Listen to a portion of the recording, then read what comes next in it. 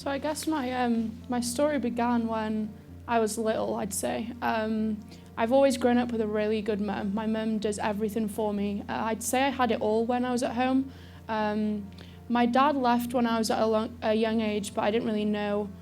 I didn't really know why, and I guess I still don't actually know why, but I just know that I guess it didn't work out with my parents. So from a young age, me and my brother, we were pretty close, and my mum.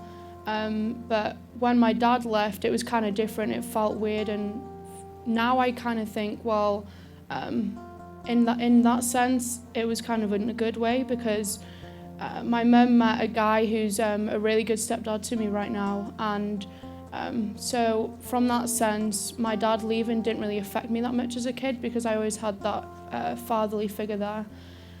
I guess from not growing up in church, I didn't really have the same lifestyle as some people would growing up in a church. I never even knew anything about a church. As far as I knew, it was just a building on the side of a road. Me and my friends would always be with each other. We'd be with each other every single day, from texting each other in the morning to at night, and like, what are you doing? What are you doing today? So in that sense, we were always with each other. And we started going to a youth night. I guess in my village, there's not actually that much to do. So anything that was going on, we would be there. We would be there at it, regardless of whether it was like playing video games to like playing sports.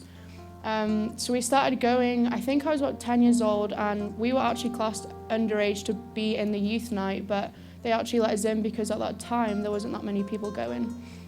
So we started going to this youth night where you just basically play dodgeball, and it was ran by the church that I'm actually in now, called Libinus. And you'd basically go there, play dodgeball, and in the middle of it they would do a 10-minute gospel talk.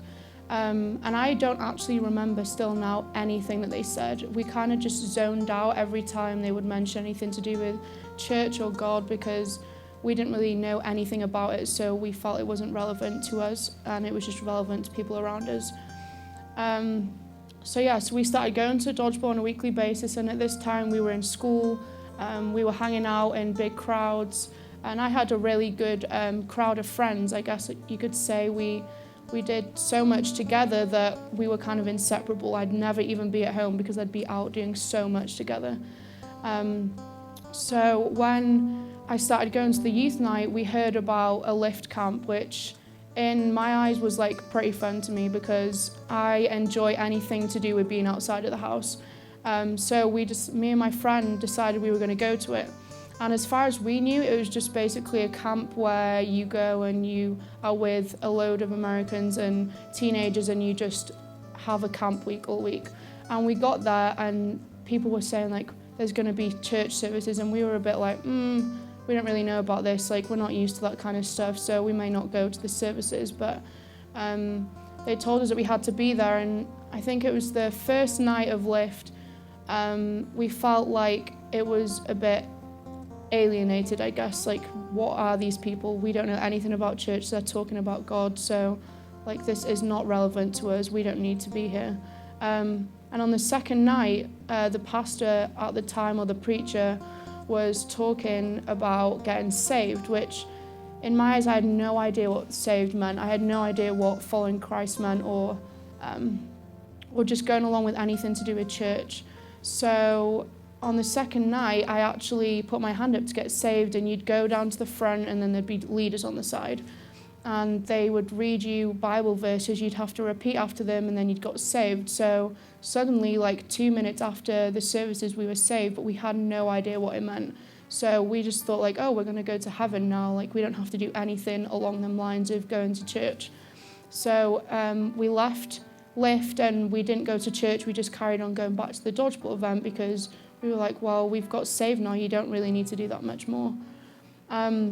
So that following year, my grandma and granddad passed away 4 months within each other. So that was pretty difficult. I've always grown up with my grandparents being really involved in my life. We'd be there every single weekend, from like roaming my granddad's fields to like racing on his electric scooter, to everything with my grandparents. So when they passed away within 4 months of each other, it was pretty difficult.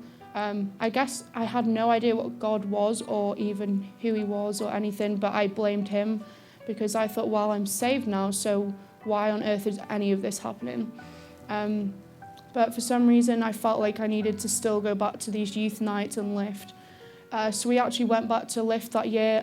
All my friends came, the ones that I was really close to, and we just started going to lift, and they enjoyed it too, and quite a few of them got saved, so that was good in my eyes. We thought, well, we can do all of this together, so maybe we should start going to church together and doing that kind of stuff. So we went to church for a few weeks, but I guess we were kind of one of them groups that, which I didn't actually realise, but we were very intimidating, and we'd look down on a lot of people, and at that time we thought it was like not normal, but we knew nothing other than like looking down on people. We thought we were like the kind of popular group and everyone wanted to be around us. So when we'd go to the youth nights, quite a few younger kids would actually be scared of even like coming up to us. They'd like hold back, and I never even saw that as like a bad thing. I was like, well, we're like kind of above you, we're older than you, so like we can do what we want to do.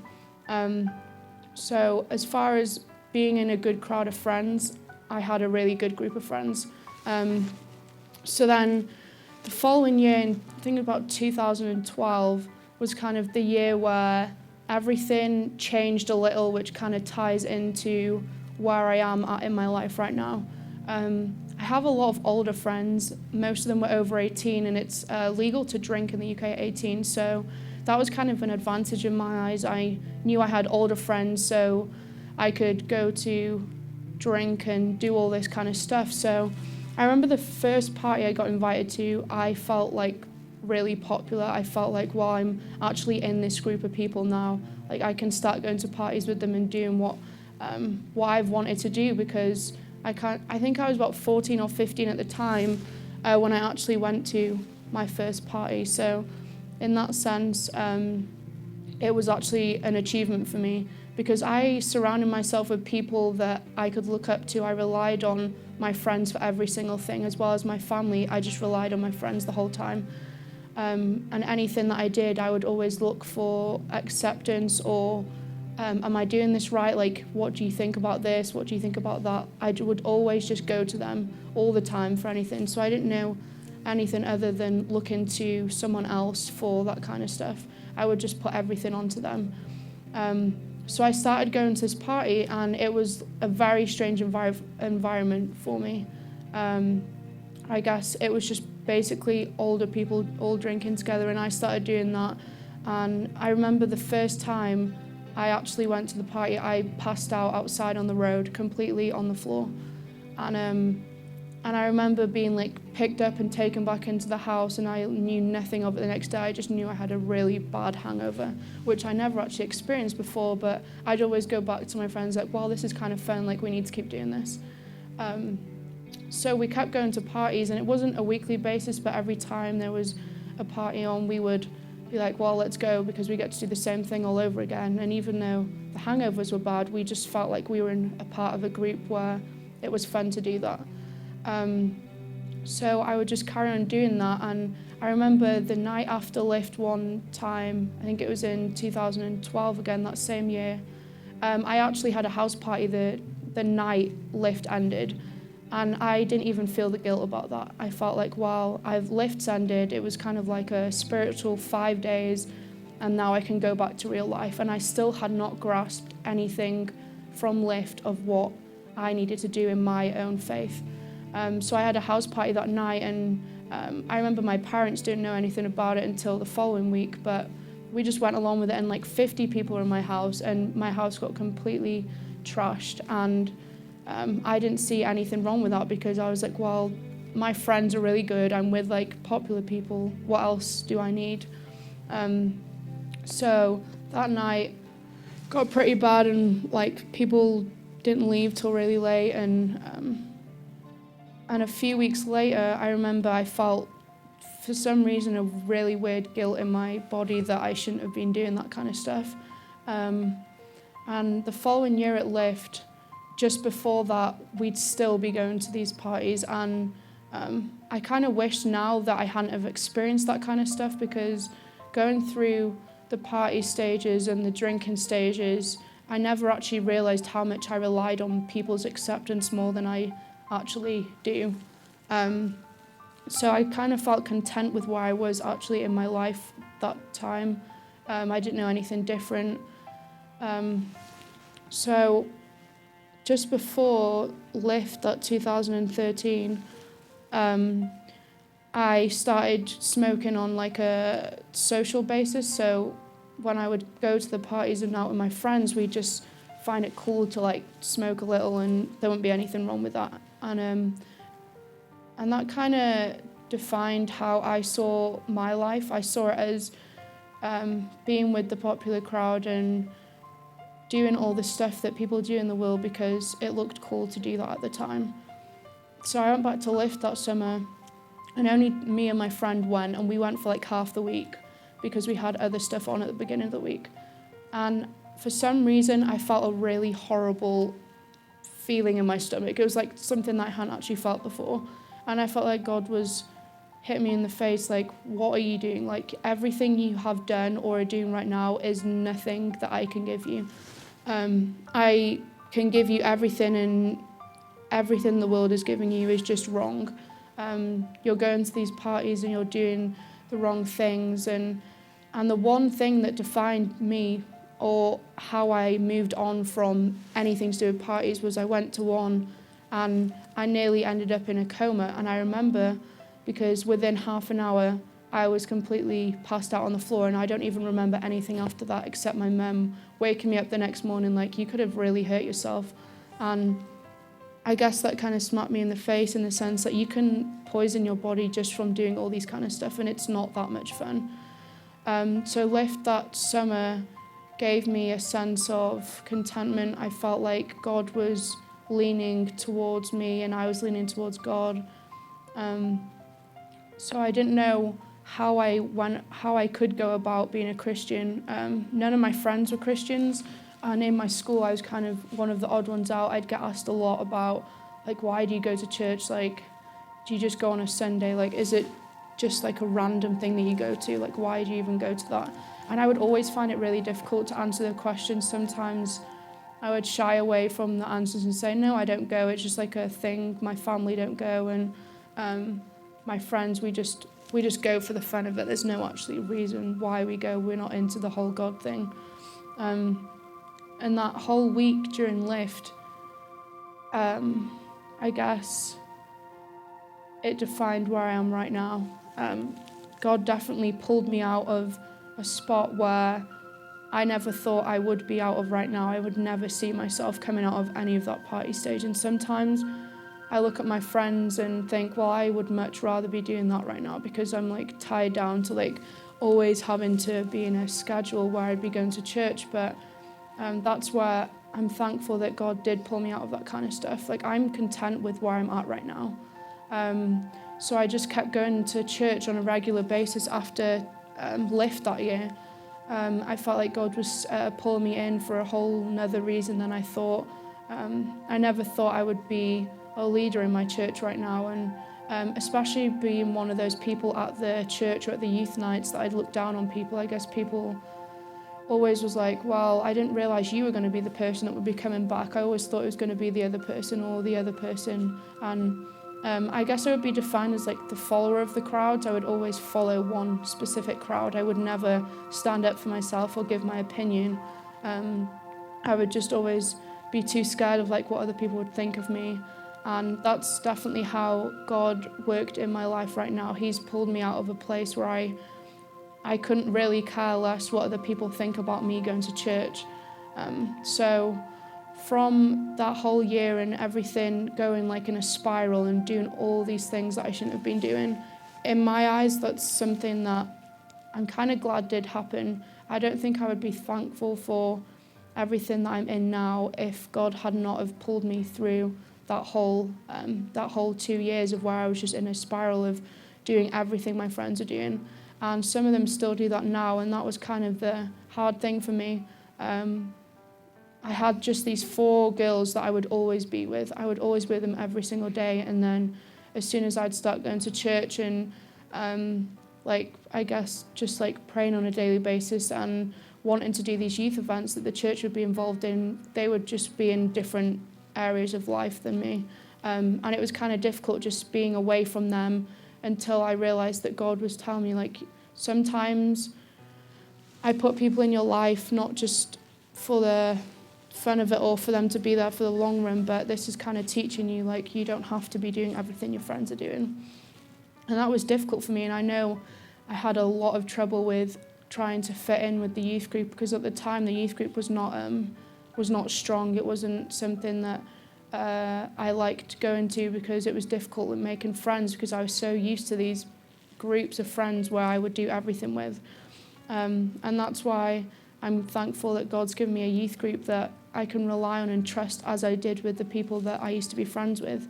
And I know that they're in completely different areas of life than I am right now, but in that sense, God's definitely given me a sense of purpose of why he has brought me to where I am. And being a leader in my church right now is probably the best thing for me, and I wouldn't see myself doing anything different. I'm in church 3-4 times a week going through discipleship, and I never thought I would be in that place. I never thought some girls my age when I went to Lift were actually looking up to me now for like looking for advice and asking me, like, well, I know you did this kind of stuff, like, how can I get out of this kind of stuff? Like, what can I do to follow Christ in the right ways? And how can God really be this thing that you follow? And I always found that difficult. Like, how can someone that you don't even know guide your life in the way? And I guess that was just something that God gave me, a gift of being able to teach and help girls out, which I never thought I would, purely because they needed someone to look to, in which I always look to other people for advice, that's for sure. So, but I know with my family right now, they are so supportive with me even going to church. I know I never thought I'd have a family as well as I do right now, and not seeing my dad on a regular basis was sometimes difficult for me, and I still struggle with that now, just seeing him once a year, or not being able to communicate with him that well. But I know that God's the only father that I actually need, and he's given me a stepdad that actually cares about me a lot more.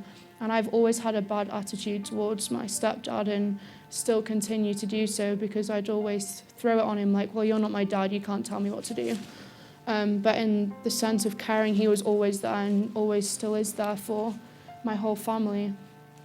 So in that sense, God's given me a lot of confidence for everything that I'm in right now, the ministries that I'm involved in. And I definitely gained that from Lift. Lift has definitely been a huge part of my growth and leading me towards being a better leader in my church. And traveling with Lift stateside actually boosted my confidence 100%. I knew as soon as I came back from Lift that summer in the States, something was different, and it was as though God was telling me to take a leap and do everything that he's telling me to do, because I would always hesitate from like teaching in case I was going to do stuff wrong or say stuff wrong. But in the teaching side of it, I've been able to just dive like straight into every single thing that I've been asked to do or wanting to do.